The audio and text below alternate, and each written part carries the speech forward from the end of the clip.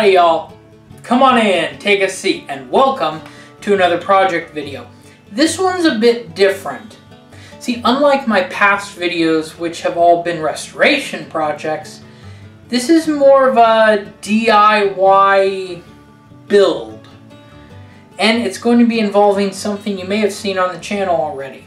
This is a Von Haus, whatever, oscillating stove fan. You set this on top of a wood burning stove or kerosene stove like I did in the video, and the heat powers this heat sink here, which then turns the motor.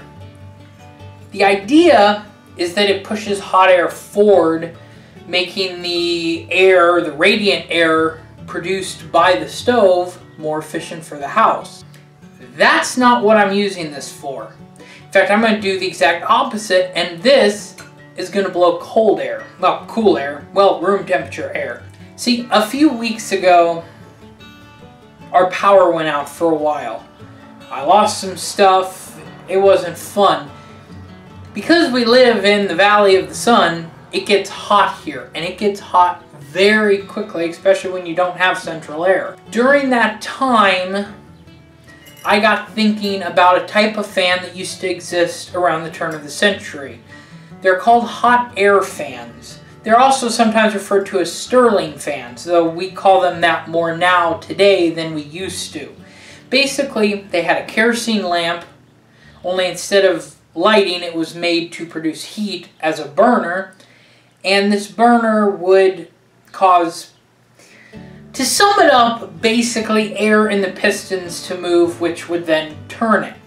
This is sort of like a modern day version of that, only instead of having pistons that the air is heating up and cooling down and expanding, this has a heat sink, which works like a solar panel, only instead of light, it uses heat to create electricity for the small electric motor. So I got thinking, why couldn't I use something like this as a kerosene burning fan? Now this should be a really simple, really cheap project. I only paid 12 bucks for this if I remember correctly, and I really only need 3 other things. Something to create a housing for a lamp, which is going to be this. This is just leftover, didn't even have to pay for it. And a piece of wood, which I have, only had to pay 5 bucks for it, and a very small kerosene lantern. I've ordered that, it's not here yet, you'll probably see it at the very end of the video. It may be in the fast forward segments if I'm sizing stuff up, but I already know the measurements, so I don't need it to start working on this. Now this isn't going to be too difficult. Basically, this is going to sit up a little bit higher. There's going to be built from this a container, basically, a sort of square box, and that's going to hold the lantern. And then there's going to be a 2-piece wood base and maybe feet. I haven't quite decided if I just want to sit flat like it does now or if I want feet on it. That's something I'll determine later. The hardest part will be cutting everything, particularly this. Now, you may say, is a kerosene lantern, a small enough one to fit in basically this area, powerful enough? The answer is, well, I'm not really sure. I think so, though. You see, this actually sits pretty far away from the heated surface. The idea is the heat travels up this aluminum. The flame is going to be much closer than that, and it's going to be semi-enclosed. I'm going to leave part of this base on so that the heat from the flame, from the chimney of the lamp, gets divided up pretty evenly. I think that's the best way to do it. Now, of course, I'm going to have to start with disassembling this entirely. And at some point, it's going to be painted. You won't see the painting part, but you'll see it leave and then come back, and it'll be completely painted. I'm thinking of basing it sort of on the looks of this lamp. I like this one. I'm thinking of maybe a high heat off-white silver and maybe brass for the blades, something along that line. I think that'll look very turn of the century. and it should look good. So basically how this is going to start, you're going to see this disassembled. From there you'll probably see this cut, and maybe painting will be next, and then reassembly of everything and building of the base. How exactly I do it will be up to how I feel the situation goes. Am I going to nail this to the bottom of the board? Am I going to epoxy it? I don't know yet. It's not really that important. Simply seeing how I do it in the video should give anybody a good idea of how this is going to work. So, only one thing left to do. Cue the fast motion!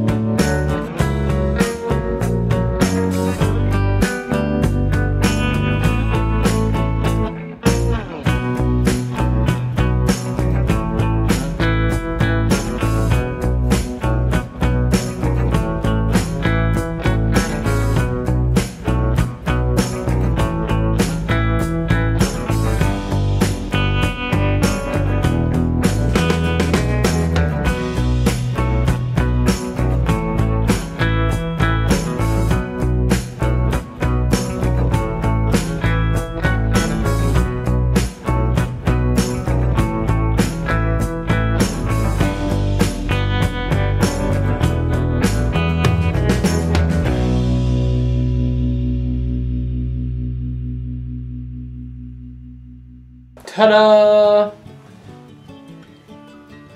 Everything is done. Quite like the color scheme. I'm really happy with that. I did a very light color on the wood. I thought it would match better with the white and the gold, and it did.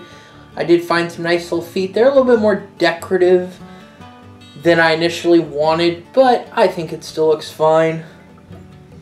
I painted the motor silver. I thought that would just make it look more metally, and you can't really tell, but this is the kind of detail I did.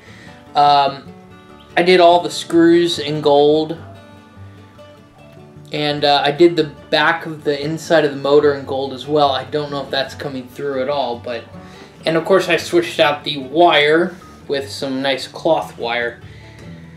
So there's only one thing left to do, and that is actually try it. Now that I got the lamp, well, put a little closer to the screen. It is a tiny thing. To put it in comparison, this is a quarter. And yes, it does look like a little tiny football. It's also leaking, which is not particularly great, but that's not too bad. I think I just tilted it a little bit too far. Let's go ahead and light this and try out our fan.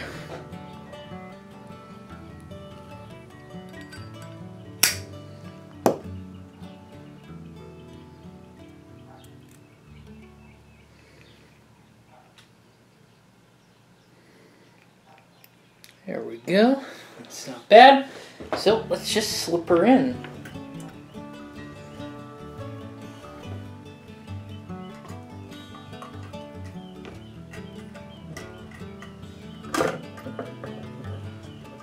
I will adjust it up.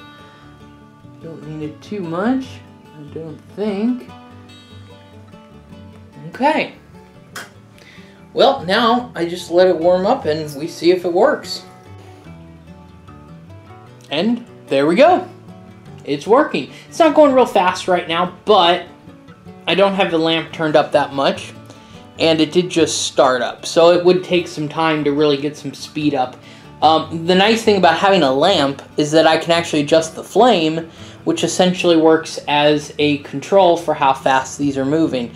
Right now, you probably can't tell, it's not that high. It's nowhere near, I mean, it's probably still this far away from even being at the top of the glass. So, you know, it can be adjusted more. This isn't meant to cool a room. This is meant for one person to be able to sit in front of if the power goes out and stay cool. Or at least have a nice little breeze blowing on them. And, I mean, it's blowing. That's all there is to it. It's simple, and honestly, it's just really cool looking. It's probably the best thing about it. Oh, it's beautiful. It's beautiful. And I bet it will look really cool in the dark. You can say that again. That's it for this time. Thanks for watching. Happy trails, and remember,